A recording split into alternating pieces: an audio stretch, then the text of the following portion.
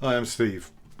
I thought I'd just share with you a few tips and observations that I've come across when trying to use this device, double bass, with the IFR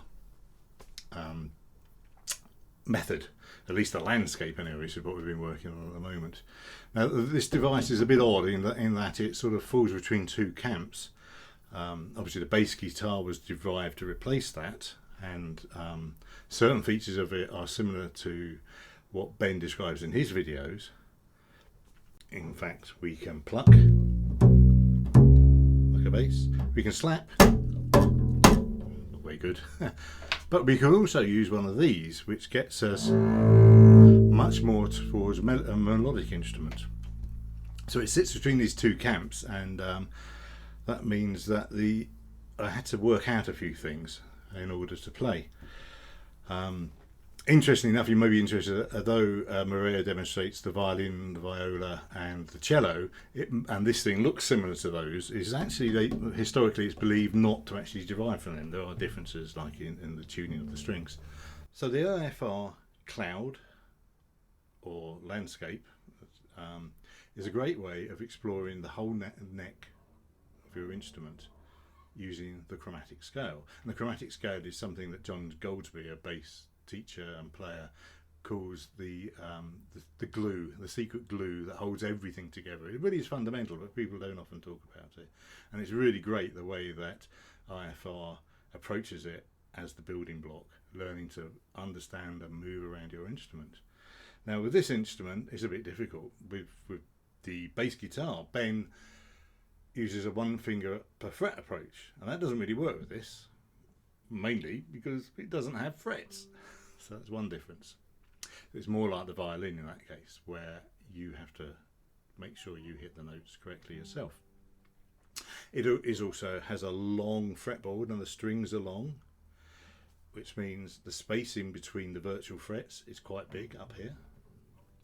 In addition, these steel cables are under quite a bit of tension, and therefore the way we finger needs to compensate for the fact that our poor little pinky gets very strained if you make it press down on its own. I'll come back to that in a minute. So there are some fundamental differences in the instrument here. The other thing is Maria does talk about fingering for the left hand, but for the violin it's a bit different, mainly because the thing's smaller. And what historically has happened, because you are responsible for getting the pitch or intonation right of each finger, come up with this, the bass methods have come up with this concept of positions whereby you put your hand in a certain position, and then you, as long as you keep your hand shape constant, you can move across the strings and the intonation is going to be okay. The other thing that these positions do is allow you to communicate a bit, because I can't say, oh, you need to be on the second fret, because there isn't one, but I can say you're in first position, or I could just say you're playing F sharp. But anyway, now there's a couple of these systems that come out. Samandal is the one that most people know, and it defines where these positions are and what the fingering is. There's another one called Rabath, which is more recent. But of course, once you start playing some music, you don't think about these positions. You're just wherever your hand is. It's all context driven. So wherever your fingers are now, you're going to have to move them to play the next note. Therefore, Rufus Reid, a jazz guy, in his book, specifically says, I don't talk about fingerings, you just figure it out yourself. And there's a lot of advantage for you learning the different fingers. Maria goes into this. Once you've got good intonation in positions, you should explore and find the fingerings that work for you. One little tip actually to say is if you're shifting from, let's move that there, if you're shifting from somewhere like that and you're moving down to there, what we tend to do is you do the little finger first, the first finger first. The reason is if you imagine a skateboard, you're on the rear wheel with the front of the nose pointing up, you're skating freely. If you try and shift with the little finger down or up in pitch, you're pushing into the string, and going the other way you do the little finger. So if I want to go from there to there, I tend to do the little finger first, and then do the others. Just a little sideline. I wish I could do it in a wonderful way Ben does it. It will slowly, methodically take you through it. Anyway, this needs to be short. So, that's some of the parameters that we're dealing with. So, how do we play the cloud? Well, the way I decided to do it, having taken all this into consideration, is to take a rather simple 1, 2, 4, which is the standard way that you play. So first finger, second finger, and the little fingers then supported by the extra weight of those. You then shift down 1 fret, if you like, 2. So that then gives you your 5 frets. The mobility jump is then back up to there. So your mobility jump is from there to, oops, I'm not sure, I've got to work on this, as you can see. So finger 2 to finger 1.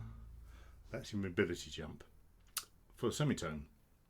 It's probably a little bit more easier doing it this way for the whole tone, because basically I can go from finger 1 to finger 1, that's a tone, or from finger 2, 2.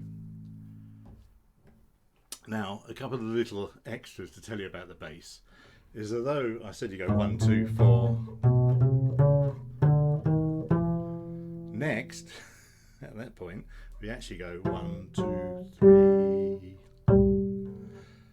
and after that, we change to what's called thumb position, which is a lot of fun.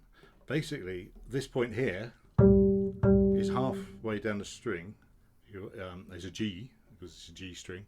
You put the thumb there, and the thumb acts like a capo, or like the nut there. And then you can press your fingers below it. 1, 2, 3, and you slide again. No, don't play the thumb. 1, 2, 3. So when you get to want to use all of this instrument, you've got a fingering type here, fingering type here, and a little intermediate one there. What a lot of fun. And then when you mix in the fact that you've got a bow and you can change notes along the string, or you can change direction for each note, you can make an awful lot of wonderful music. So one more thing to tell you is that, as Maria points out, it's probably worth doing 2 different sorts of practice, because you're responsible for the intonation. It's probably worth you doing first a sort of practice where you're really thinking about the intonation, trying to get your muscle memory into place so your fingers remember where to go. And with a double bass, we have 2 landmarks we can compare against. So for example, that's an A, we can try the open A string. Or here, that's C. I can use the harmonic where I just touch the string and pluck hard, and it's playing a G.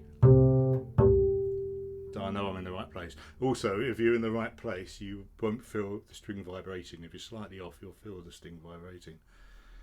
So I hope that's useful. There's a lot of information there, but there's a lot about this wonderful instrument. It's brilliant. I love it. It makes a wonderful noise, but it's big, physical, but it's fun. Thank you.